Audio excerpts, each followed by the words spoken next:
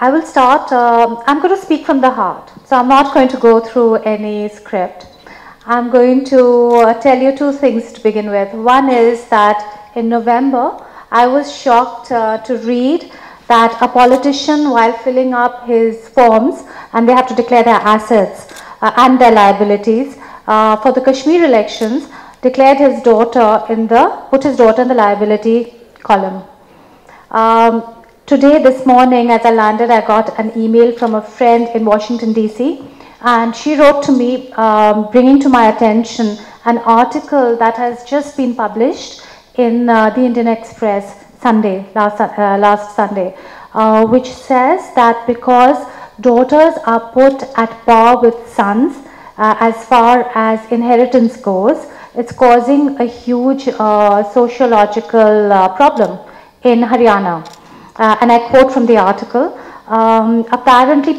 apparently men are very upset, understandably, the brothers, maybe the fathers, and this is because women have found a voice. They want to have a say in what they're giving away, the gift that they're supposed to give away generously, the size, the amount, is something that they want to have a say, and some of them don't want to give it and are consulting lawyers. So this is India. This is India. A lot has changed as our country has gone from black and white photographs to Facebook and Instagram today, from telegrams to Twitter. And yet, I begin by asking, has the change been enough? Is there change? Do we feel it?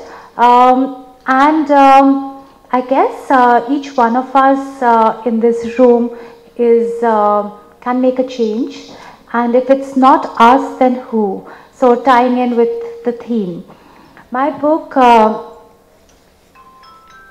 Aranya is a much neglected daughter.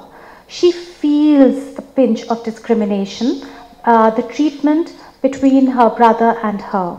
She is growing up in the book she grows up in Delhi, in a very affluent family. So there is no, it's a privileged background. Her grandfather in the book, Ishwar Dhari, is the chief minister of Madhya Pradesh, is personal friends with the then Prime Minister Nehru, as portrayed in the book.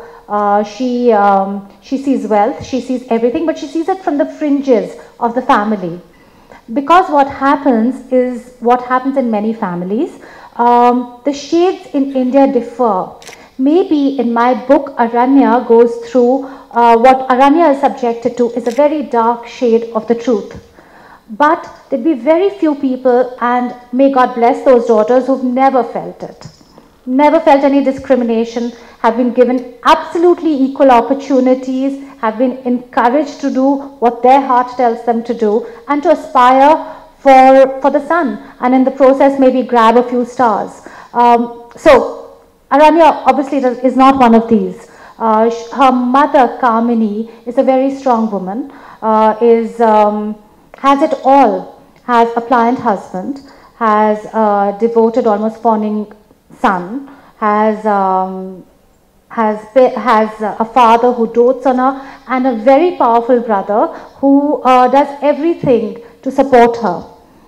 Contrast this with Aranya, who's left alone with children who are less than 3, to bring them up on her own, has no family support.